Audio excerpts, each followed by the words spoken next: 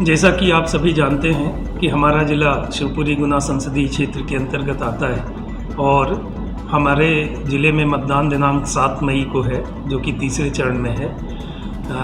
ज़िले में समस्त तैयारियां पूर्ण की जा चुकी हैं। ज़िले में कुल 3 विधानसभा क्षेत्र हैं और इसके अंतर्गत 779 मतदान केंद्रों पर मतदान होगा। इन 779 मतदान केंद्रों को हमने 85 सेक्टर में बांट कर और प्रत्येक सेक्टर में एक सेक्टर अधिकारी नियुक्त किया है। 7 मई को गुना लोकसभा सीट पर होने जा रही मतदान की तैयारियों में जिला प्रशासन जुटा हुआ है। शांति और निष्पक्षता के साथ भयमुक्त वातावरण में चुनाव संपन्न कराए जाने के लिए जिला निर्वाचन अधिकारी कलेक्टर सुभाष कुमार द्विवेदी के दिशा निर्देशों में तैयारियां लगभग पूरी हो चुकी हैं। मतदान को लेकर कलेक्टर द्विवेदी ने रेडियस मीडिया के मंच के माध्यम से मतदाताओं को संदेश भी दिया है। इसी क्रम में मतदान का प्रतिशत बढ़ाने अशोकनगर जिले में क्या कुछ जागरूकता अभियान चलाए गए हैं, इस खास विषय पर जिला पंचायत सीईओ डॉक्टर नेहा जैन ने भी विभिन्न गतिविधियों पर अपनी बात रखी। स्वीप नोडल अधिकारी होने के नाते हम लोगों ने स्वीप एक्टिविटीज़ जो ज़िले में प्लान करी हैं वो हमने 3 तरह से प्लान करी हैं। पहला कि हमने चुनाव के 2 महीने पहले से ही प्रत्येक डिपार्टमेंट को 1 हफ्ते में 1 दिन का स्वीप एक्टिविटी के अंतर्गत हमने प्लान किया था, जिससे कि हर एक डिपार्टमेंट स्वीप एक्टिविटी में इन्वॉल्व रहे, उनके अधीनस्थ सभी लोग इन्वॉल्व रहें। दूसरा, किसी भी डिपार्टमेंट को स्वीप गतिविधियों से लेकर कोई लेथार्जी ना रहे और हर एक डिपार्टमेंट का इसमें पूरा सहयोग रहे। दूसरा जो हमने किया था वो हमने स्वीप सारथी यानी कि 9वीं से 12वीं कक्षा के कुछ बच्चे जो हैं अपने लिए स्वीप सारथी के रूप में नियुक्त किए हैं। वो बच्चे PWD वोटर्स यानी कि दिव्यांग वोटर्स और जितने वृद्ध वोटर्स हैं उनको मतदान केंद्र तक लाने की व्यवस्था करेंगे। ऐसा इसलिए किया गया है कि व्यवहारिक रूप से भी बच्चे जो हैं वृद्ध मतदाताओं को और दिव्यांगजनों को लेके आते ही हैं, लेकिन इससे उनका भी मनोबल बढ़ेगा और मतदान प्रक्रिया के लिए उन लोगों की एक रुचि बढ़ेगी अभी से ही।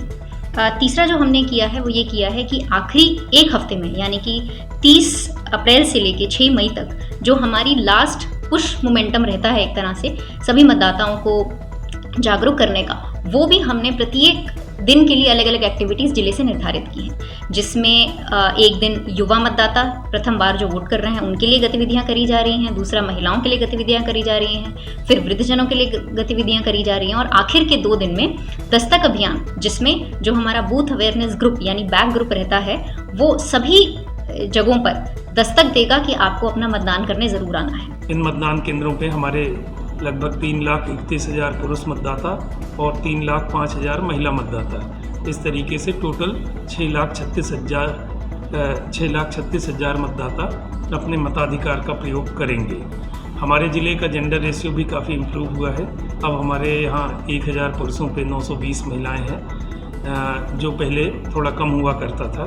तो हमने इसके लिए एक्सटेंसिव अभियान चलाया और सभी महिला मतदाताओं को भी मतदाता सूची में जोड़ने की कार्यवाही की गई है।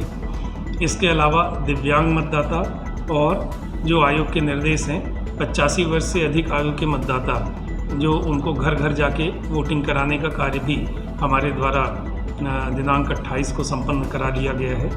टोटल जिन्होंने फॉर्म हमको अपनी इच्छा जाहिर की थी 494 मतदाता थे।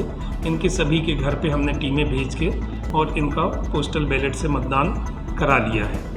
इसके अलावा जो मतदान कार्मिक और पुलिस कार्मिक को पोस्टल बैलेट और EDC के माध्यम से मतदान की सुविधा आयोग के निर्देशों के अंतर्गत दी जाती है, वो भी हमारे द्वारा दी जा चुकी है। लगभग 300 मतदान कर्मियों ने जो कि अन्य संसदीय क्षेत्र के थे उन्होंने पोस्टल बैलेट से मतदान कर दिया है या कर रहे हैं। हमारा फैसिलिटेशन सेंटर पिछले 3 दिनों से चल रहा है, आज भी चल रहा है और ये मतदान के 1 दिन पूर्व तक निरंतर हम इसको जारी रखेंगे। इसी प्रकार जो ऐसे मतदान कार्मिक या पुलिसकर्मी या अन्य ड्राइवर, कंडक्टर, क्लीनर जो निर्वाचन कार्य में लगे रहेंगे, लगभग 4,000 जो इसी संसदीय क्षेत्र के मतदाता हैं, ऐसे 4,000 मतदान कर्मियों को हमने EDC यानी इलेक्शन ड्यूटी सर्टिफिकेट भी बांट दिए हैं, जो जहां उनकी ड्यूटी रहेगी उस मतदान केंद्र पे जाके अपने मताधिकार का प्रयोग कर सकेंगे।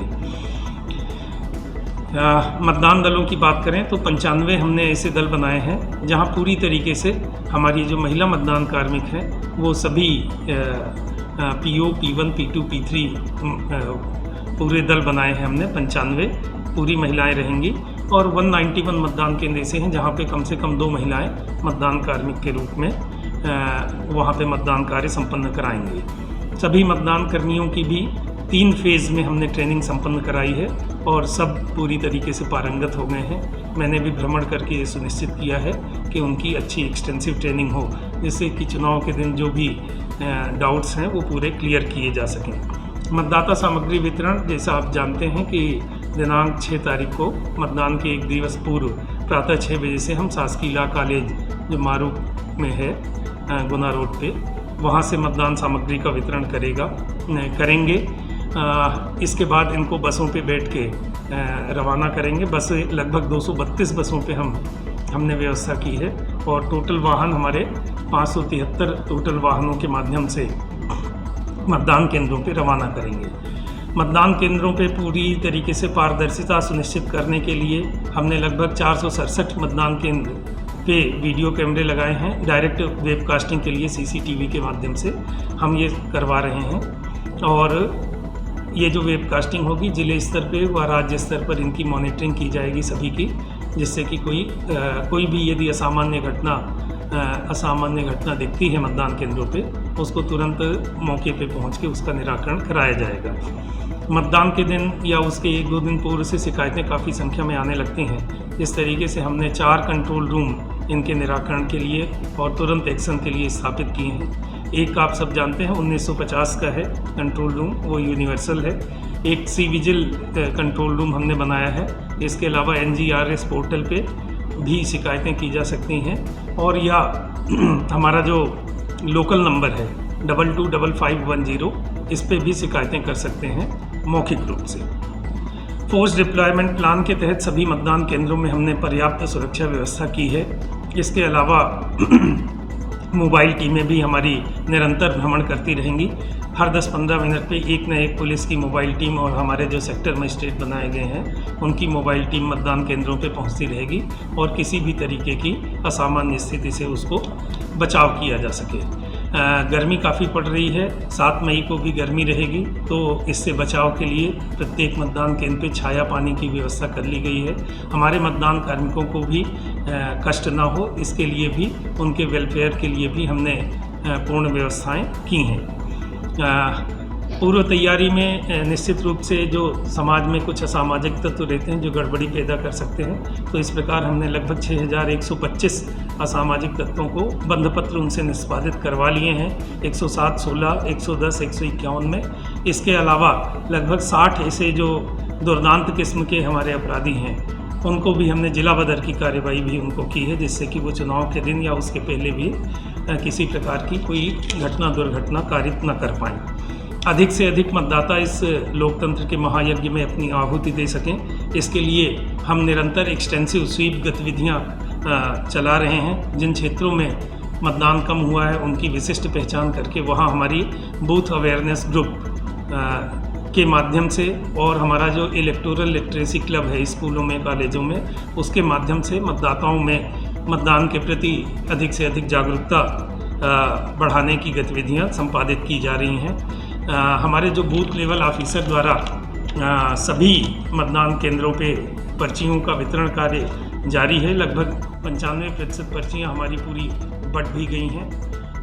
प्रत्येक मतदान केंद्र पे मतदाताओं की सुविधा के लिए वोटर असिस्टेंट बूथ मतदाता सहायता केंद्र भी बनाए गए हैं, जिसमें BLO अल्फ़ाबेटिकल ऑर्डर में मतदाता सूची लेके बैठेगा और यदि किसी मतदाता को उसका नाम नहीं मिल रहा है तो उसमें सहयोग करेगा।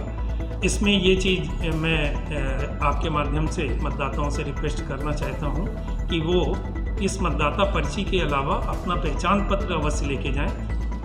वैसे तो ये बहुत रेयर केस होगा कि किसी के पास इपिक ना है, जिसको कहते हैं मतदाता पहचान पत्र, वो सभी के पास रहता है। यदि नहीं भी है तो आयोग ने जो 12 वैकल्पिक दस्तावेज निर्धारित किए हैं, जिसमें फ़ोटो युक्त पासबुक है, आपका पैन कार्ड है, आधार कार्ड है, ये सारी चीज़ों को अपना एक पहचान पत्र लेके अवश्य जाएं, जिससे कि आपकी पहचान सुनिश्चित की जा सके।